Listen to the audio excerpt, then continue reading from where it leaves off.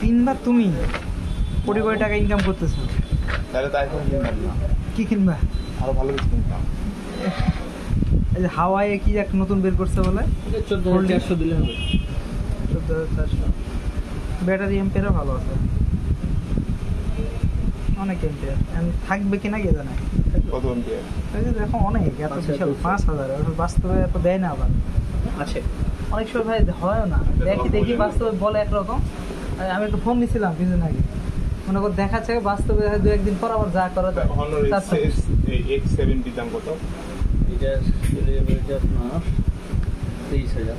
আর এটার দাম কম না। এটা হচ্ছে আপনার 6 এটা 16,000।